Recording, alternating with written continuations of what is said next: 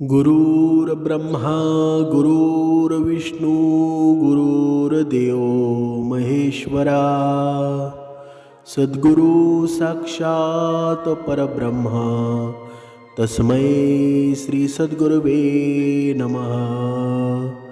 जय जय रघुवीर समर्थ श्रीराम समर्थ। सद्गुरु चरणांना नतमस्तक होऊन आपण या शुभ्र सकाळच्या तेजोमय वातावरणामध्ये सर्वजण उपासना करून श्रवणाला बसलेले आहात असं समजून आपण या निरूपणास सुरुवात करूया। मायबाप सज्जनांचं स्वागत आहे। समर्थांनी सांगितलंच आहे ना, हे मनुष्या, तुला जर जीवनामध्ये सर्व काही तुझ्या मनाप्रमाणे हवं असेल ना, तर तुला संसार आणि वैराग्य आहे ना, यांचा समतोल साधावा लागेल। पण मनुष्य मात्र इथेच चुकी करतो। संसार आणि वैराग्य आहे ना, यांचा त्याला समतोल साधता येत नाही आणि मग दुःखीच होतो ना, मग वेगवेगळ्या संसाराच्या गोष्टींमध्ये अडकून पडतो। म्हणजे आपल्याला संसार सोडायला सांगितलेला आहे का? अजिबात नाही ना, पण त्यात अडकून पडू नका। म्हणजे विवेक ठेवून आसक्तीनं करता जगायला शिकवलेला आहे। पण मनुष्य तसा जगतो का बरं? या संसाराच्या मागे लागून आहे ना, एवढा मनुष्य दुःखी होतो की सर्व माझं माझं करता करता एक दिवस मृत्यू येतो। आणि मग स्वतःबरोबर काही नेता येतं का? स्वतःबरोबर कुणालाच नेता येत नाही, कोणती वस्तू नेता येत नाही। मग माझं माझं जेव्हा तू करशील ना, एक दिवस तुला एकट्यालाच जावं लागणार आहे। म्हणून जोपर्यंत आपण संसार आणि वैराग्य आहे ना, यांचा समतोल साधत नाही, तोपर्यंत भगवंताची प्राप्ती होणार आहे का बरं? कधीच होणार नाही। समर्थांनी सांगितलं आहे, संसार आणि वैराग्यामध्ये येतं ना, पहिली गोष्ट म्हणजे वासना आणि अहंकार। या वासना आणि अहंकाराचा त्याग आहे ना, जोपर्यंत मनुष्य करत नाही, तोपर्यंत संसार आणि वैराग्यामध्ये समतोल साधला जात नाही। म्हणजे काय बरं? म्हणजे काम, क्रोध, लोभ हे मनाचे 3 शत्रू आहेत ना। बघा, यावर निरूपणसुद्धा सांगितलेलं आहे। हे काम, क्रोध आणि लोभ आहेत ना, जे मनुष्याच्या जीवनामध्ये सर्वात जास्त कोणाला जर अडथळे निर्माण होत असतील ना, या 3 शत्रूमुळे होत असतात। म्हणून या 3 शत्रूमुळं आपण दूर राहिलेलं बरं। पण मनुष्य मात्र वेळोवेळी यांना आमंत्रण करतो। तो का करतो बरं? कारण त्याच्या जीवनामध्ये उपासना नसते, त्याच्या जीवनामध्ये श्रवण नसतं। बघा, समर्थ विचार त्याच्या जीवनामध्ये नसतात, मग त्याच्या जीवनामध्ये हे 3 शत्रू आल्याशिवाय राहत नाही। बघा, हे हृदय आहे ना, जिथे श्रीरामाची जागा आहे, पण तिथे रावणाला यानं बसवलेलं आहे। मग त्या जीवनामध्ये हे काम, क्रोध आणि लोभ सोडतील का बरं? जिथे रावण आहे ना, तिथे हे काम, क्रोध आणि लोभ आहेत ना, ते निश्चित येणार आहेत। म्हणून आयुष्यामध्ये आपण किती कमवावं, कसं राहावं, कसं वागावं, कसं चालावं, हे समर्थ विचार सांगतात ना। आणि समर्थ विचारांनी जो वागतो ना, त्याचं कल्याणच होऊन जातं ना। म्हणून आयुष्यामध्ये आहे ना, परश्री माते समान मानावी। जोपर्यंत आपल्याला समोरची श्री माते समान दिसत नाही, तोपर्यंत आपण समजून जावं। तोपर्यंत आपला परमार्थ व्यवस्थित घडत नाही, आपण योग्य मार्गावर नाही। म्हणजे तिसरी गोष्ट आपल्या जीवनामध्ये कोणती येते बरं? सदाचार आणि नीती। समर्थांनी आपल्या मनाच्या श्लोकांमध्ये सुंदर असं वर्णन केलेलं आहे। ही सदाचार आणि नीती आहे ना, म्हणजे खोटेपणा, दुष्ट विचार, कपट, अहंकार हे आपल्याला टाळायला सांगितलेलं आहे ना। यापासून मिळणारं सुख आहे, हे मनुष्याला अधोगतीला कारणीभूत ठरत असतं। म्हणून आपल्या जीवनामध्ये आहे ना, सत्यता, नम्रता, संयम, दया यांना आपण महत्त्व द्यायला हवं। पण या गोष्टीला आपण कधी महत्त्व देतो का बरं? कधीच देत नाही। समर्थांनी सांगितलेलं आहे, जोपर्यंत आपल्या संसारामध्ये खोट्या खोट्याचा पैसा येत असेल, जोपर्यंत आपण कपट करून पैसा कमवत असू, जोपर्यंत अहंकाराचा पैसा आपल्या जीवनामध्ये येत असेल, तोपर्यंत या अधोगतीपासून कधीच सुटका होणार नाही. म्हणजे आपल्या मनावर नियंत्रण आहे ना, हे मनावर नियंत्रण आहे, ही उपासनाच आपल्याला ठरवत असते. जोपर्यंत आपण उपासनेमध्ये आहोत ना, ब्रह्ममुहूर्तावर उपासना करत असू, तोपर्यंत आपल्या मनावर कंट्रोलसुद्धा राहील आणि आपण सत्यता, नम्रता, संयमानं वागायला सुरुवात करू. म्हणजेच आपल्या जीवनामध्ये ही उपासना आहे ना, ही किती महत्त्वाची आहे हे तुम्हाला कळालंच असेल. समर्थांनी सांगितलेलं आहे, मनावर नियंत्रण आहे ना, हे उपासनेमुळं मनुष्याचं येत असतं, श्रवणामुळे येत असतं. समर्थांनी सांगितलेल्या नियमांमध्ये जर आपण ते नियम पाळायला सुरुवात केली ना, तर आपोआप सर्व प्रश्नांची सोडवणूक होते. म्हणजे हे मनावर नियंत्रण म्हणजे काय बरं? म्हणजे हे मन चंचळच आहे ना, कुठे आकाशी असतं, कुठे पाताळी असतं. जिथे तिथे हे मन धावतं. मनाची जागा ठरवलेली आहे का बरं? अजिबात नाही ना. ते वासना, लोभ, क्रोध, मोहाकडेच धावताना. म्हणून मनाला सतत सावध ठेवायला सांगितलेलं आहे. म्हणून आपल्या जीवनामध्ये आहे ना, मनाचे श्लोक आपण वाचावे, दासबोध वाचावे, सद्गुरू चरित्र वाचावं. पण आपण ते करतो का बरं? कधीच करत नाही. या आयुष्यामध्ये आहे ना, बघा आपल्याला संगतीचा परिणामसुद्धा सांगितलेला आहे ना. म्हणजे जेवढं आपल्याला चांगलं करता येईल ना, तेवढं आपण केलं पाहिजे. पण मनुष्य चांगलं कधी करतो का बरं? कधीच करत नाही. या जीवनामध्ये आहे ना, बघा एक गोष्ट तुम्ही लक्षात ठेवा, जिथे कोणत्या गोष्टीची आती होते तिथे माती झाल्याशिवाय राहत नाही. नक्कीच तिथे माती होणार. म्हणून कोणत्याही गोष्टीची आती करू नका. बघा, लक्ष देऊन श्रवण करा. एक भिकारी होता आणि तो रोज गावामध्ये भीक मागायचा. मिळेल ते खायचा आणि काही मिळालं नाही ना तर पाणी पिऊन जगायचा. त्याला त्याचा जीवनाचा खूप कंटाळा आला होता. त्याला कोणीही सांगितलं ना की तू गावाबाहेर नदीकाठी जा, इंद्राची पूजा कर, तो प्रसन्न होईल आणि तुला श्रीमंतसुद्धा करेल. तो त्याप्रमाणे करतो आणि इंद्रदेव प्रसन्नसुद्धा होतो. बघा, आपण लक्ष देऊन ऐकावं. आपण पाहत होतो संसार आणि भक्ती. म्हणजे कधी कधी मनुष्य आहे ना, संसाराच्या मागे लागून भक्तीकडे दुर्लक्ष करतो. कधी कधी संसारामध्ये एवढा अडकून जातो ना, त्याला भक्ती मार्ग उमगत नाही. एवढं प्रेम करायला सुरुवात करतो ना, भक्ती मार्ग विसरून जातो. पण आपल्याला या संसारामध्ये जीवन जगत असताना आहे ना, भक्ती मार्ग आणि संसार यांचा ताळमेळ साधायचा आहे.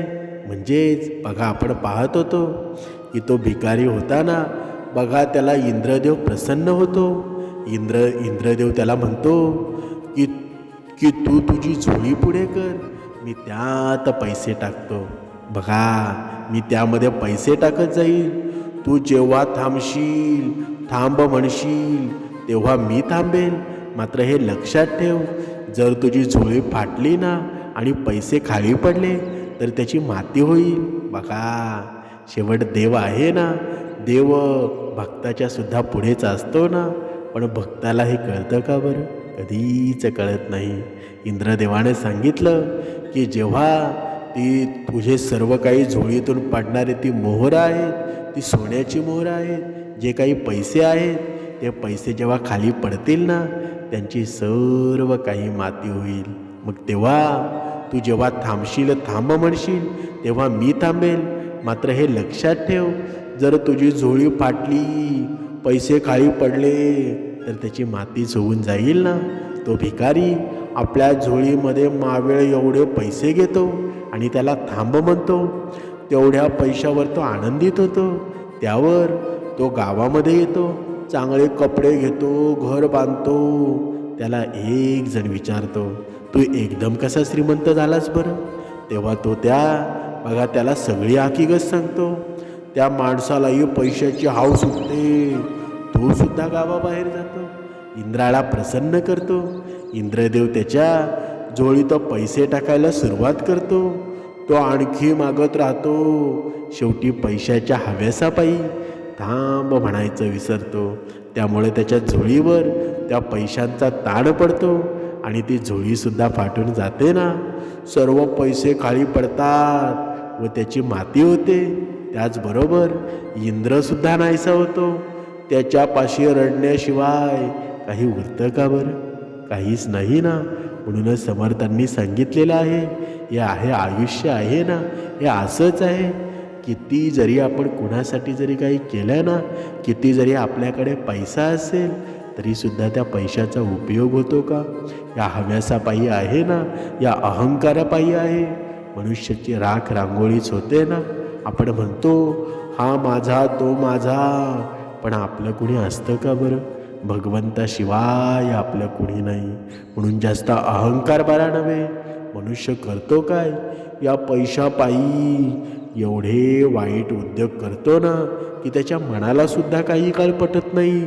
तरीसुद्धा तो कारण काय देतो बरं? माझ्या घरी माझी बायका मुलं आहेत, मला संसार चालवायचा आहे. पण जो देणारा आहे तो भगवंतच आहे ना.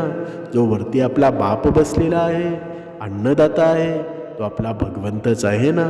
पण मनुष्य हे मात्र विसरतो. आणि जो मनुष्य हे विसरतो त्याच्या जीवनामध्ये दुःखच येतं ना. म्हणूनच समर्थांनी आपल्याला काय सांगितलेलं आहे बरं? मनुष्याच्या जीवनामध्ये आहे ना, कितीही जरी दुःख आलं, संसारामध्ये दुःख येतच ना. पण त्या दुःख येण्याचे सुद्धा पर्याय आहेत. समर्थांनी सांगितलेलं आहे, मनुष्यानं आहे ना, काही गोष्टी आहेत ना, त्या गोष्टी नेहमी दुसऱ्यापासून वेगळ्या ठेवायला हव्या.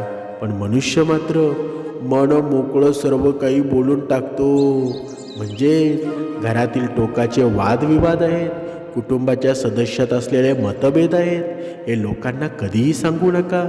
आपल्या जीवनामध्ये दुःख येण्याचं कारण आहे ना, हेच आहे जेव्हा आपण सर्व काही दुसऱ्याला सांगतो ना.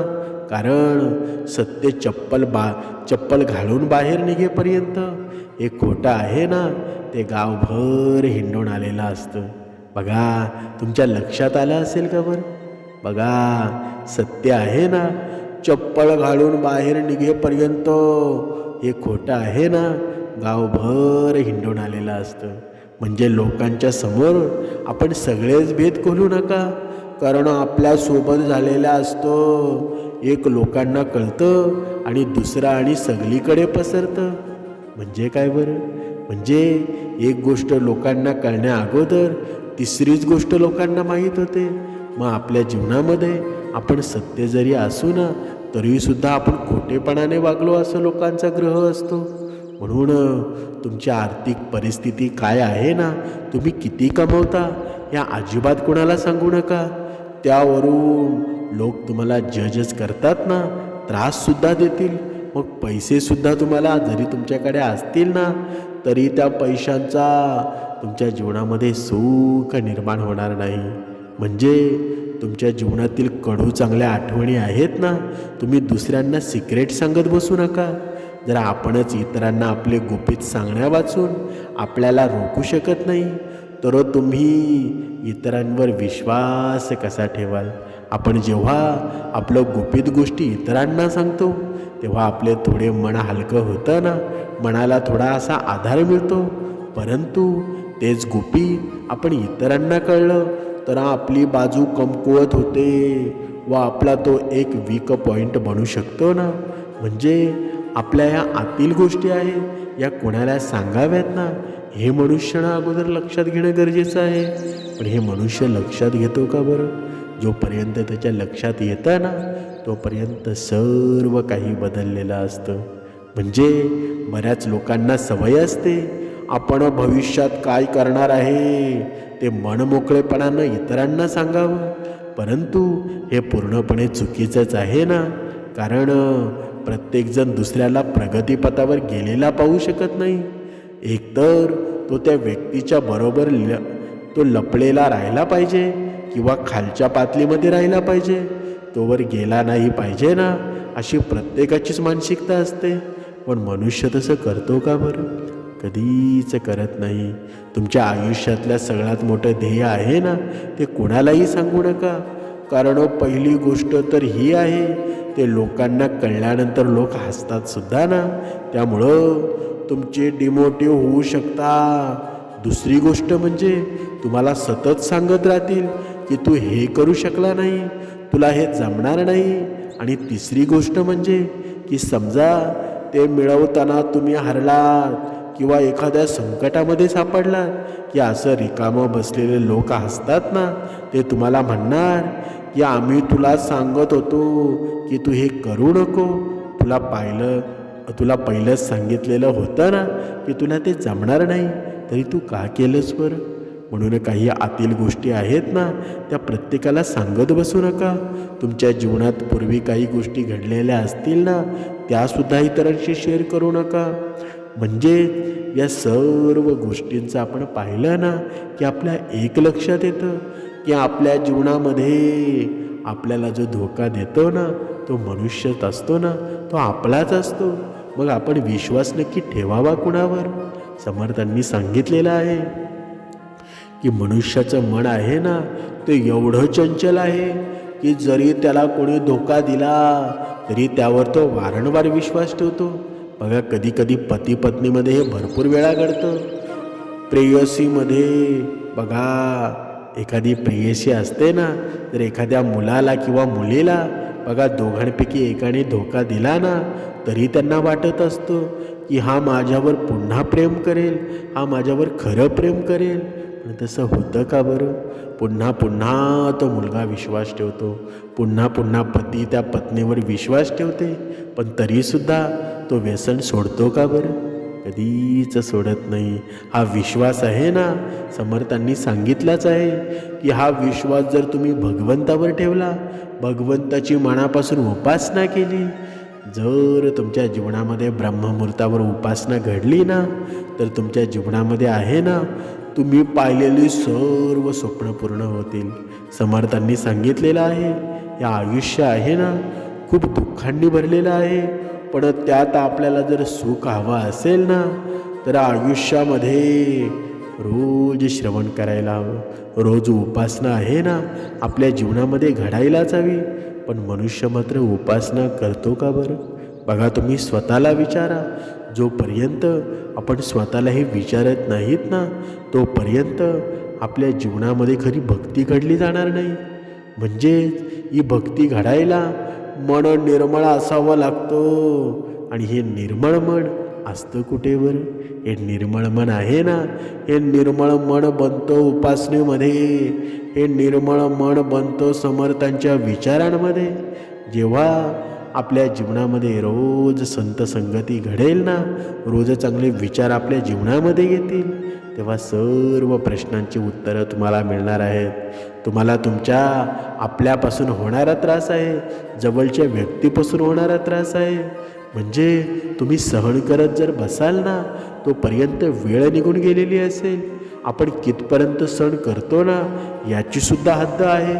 जर आपण भरपूर वेळा तो त्रास सहन करत राहिलो, तर आपल्या जीवनाची नासधूसत होत राहील ना. म्हणून आयुष्यामध्ये एक काळ येतो की सर्व काही संपून टाकावंसं वाटतं, पण तो निर्णय घेणं योग्य आहे का बरं. अजिबात नाही ना. म्हणून आपण एक वेळ अशीसुद्धा आपल्या जीवनामध्ये आणावी की आपण एकटं राहावं. एकटं राहण्यामध्ये सुद्धा काही काळ आनंद असतो. जेव्हा आपण एकटं राहायची सुरुवात करतो ना, बघा, थोडा वेळ आपण एकटं राहावं, कोणाशी संवाद साधू नका. तुमचं मन जेव्हा स्थिर होईल ना, तेव्हा तुम्ही जगाशी नातं जोडा. म्हणजे थोडं थांबणंसुद्धा गरजेचं आहे. जोपर्यंत आपण थांबत नाहीत ना, तोपर्यंत बघा, जेव्हा लांब उडी मारायची असते ना, तेव्हा 2 पावलं मागं यावं लागतं, तेव्हाच लांब उडी जाते ना. लगेच लांब उडी जाते का बरं. म्हणून 2 पावलं मागे या, येणारा काळ तुमचा आहे. समर्थांनी सांगितलेलं आहे, जो उपासनेला महत्त्व देतो ना, जो श्रवणाला महत्त्व देतो, जो समर्थांनी सांगितलेल्या विचारांना महत्त्व देतो, त्याला या जगामध्ये कोणी हरवू शकत नाही. कारण हे भगवंताचे विचार एवढे श्रेष्ठ आहेत ना, किती जरी जीवनामध्ये कोणी दुःख देण्याचा प्रयत्न केला, त्या दुःखाला भेदून सुखाकडे जातात. म्हणून ही शक्ती आहे, ही शक्ती आपल्याकडे आहे आणि समर्थांनी आपल्यामध्ये प्रेरित केलेली आहे. म्हणून रोज उपासना करा. हे पती पत्नीचं नातं आहे ना, बघा पती पत्नी दोघंही श्रवणाला बसत असतील, पती पत्नी दोघंही उपासनेला बसत असतील, तर तुमच्या घरामध्ये आहे ना संसार आहे. सुखाचा संसार झाल्याशिवाय राहणार नाही. तुम्ही पाहिलेली सर्व स्वप्न वेळोवेळी पूर्ण होणार आहेत. तुमची घरातील मुलं आहेत ना, तुमच्या घरातील मुलांनासुद्धा तुम्ही उपासनेला बसवा, उपासनेला बसवायची सुरुवात करा. कारण जी मुलं आहेत, जर आपण उपासनेला बसत असू, आपण श्रवणाला बसत असू आणि आपलीच मुलं आपली ऐकत नसतील, तर मग त्या भक्तिमार्गाचा फायदा आहे का बरं? जोपर्यंत आपली मुलं आपल्या ऐकत नाहीत ना, तोपर्यंत आपण आयुष्यामध्ये काहीच केलेलं नाही आहे. म्हणून आपला संसार आहे ना, आपलं कुटुंब आहे, हे कुटुंब नियोजन आहे ना, तो वेळोवेळी समर्थांनी सांगितलेला आहे की आपल्या मुलांसोबत पती पत्नीनं भांडण करू नका, आपल्या मुलांसोबत पती पत्नीचे वाद होऊ देऊ नका. आपले जे काही आहे ना ते आपापसामध्ये मिटवावं. तेव्हा हेच संस्कार मुलांवर होतात आणि मुलंसुद्धा हेच अंगी करतात ना. म्हणून आयुष्यामध्ये जास्त काही केलं नाही तरी चालेल, पण मुलं सुसंस्कृत व्हायची गरज आहे आणि ही गरज आजच्या काळाची गरज आहे. आजसुद्धा आपण अशी भरपूर मुलं पाहतो की आई वडील भरपूर परमार्थ करतात, पण मुलं त्यांच्या ताब्यामध्ये नाहीत, मुलं त्यांच्या जीवनामध्ये येत नाहीत. मुलं वेळोवेळी वेगळा मार्ग स्वीकारत आहेत. हे होतं का बरं? कारण आपला संसाराचा ताबा आहे ना, तो निष्ठून गेलेला असतो. आणि समर्थांनी आपल्याला हेच शिकवलेलं आहे की संसार व्यवस्थित करून परमार्थ करावा. तोच परमार्थ आहे ना व्यवस्थित होत असतो. भक्तिमार्ग आहे ना, भक्तिमार्गाचा आधार घेऊन संसार करावा. म्हणजे सर्वांचं कल्याण करायचं असेल ना, तर सर्वांनी उपासनेला बसावं, समर्थ विचार निर्माण करावे. सर्व काही समर्थांनी सांगण्याप्रमाणे होईल. म्हणून आयुष्यामध्ये जे काही करायचं आहे ना, ते शांत राहून निरीक्षण करायला शिका. कारण प्रत्येक गोष्टीला उत्तर देणं गरजेचं नसतं. कोणताही निर्णय घेताना किंवा आयुष्याच्या वाटेवर कधीही संकट जरी आलं ना, तरी नेहमी मनाला विचारा. कारण मन आहे ना, ते आपल्याबरोबर कधीच खोटं बोलत नाही. ते बघा, आपण म्हणतो मन चंचल आहे, पण आपण अगोदर आपण मनालाच विचारतो ना, आणि नंतर आपण विचार करतो. ते आपल्यासोबत असतं. जग गरजेच्या नियमानुसार चालत असतो. थंडीत ज्या सूर्याची वाट बघितली जाते ना, उन्हाळ्यात त्याच सूर्याचा तिरस्कार केला जातो. म्हणून तुमची किंमत तेव्हाच होईल ना, जेव्हा तुमची गरज लक्षात येईल. जो संघर्षामध्ये टिकतो ना, तोच इतिहासामध्ये टिकत असतो. म्हणून आयुष्यात कितीही मोठं व्हा, पण बापापेक्षा जास्त महत्त्व आहे ना, कधीच बाहेरच्याला देऊ नका. आपले आईबाप आहेत ना, तेच आपले जीवन आहे, तेच आपले भगवंत आहेत. म्हणून आपल्या आईबापाची किंमत कधी करू नका. आपल्या आईबापावर प्रेम करा. तेच सद्गुरू आहेत ना, तोच भगवंत आहे. म्हणून आपल्या आईबापाला सुख द्या. आपल्या आईबापाच्या जीवनामध्ये आनंद निर्माण करा. तुमच्या जीवनाचं सुद्धा कल्याण होईल. जय जय रघुवीर समर्थ.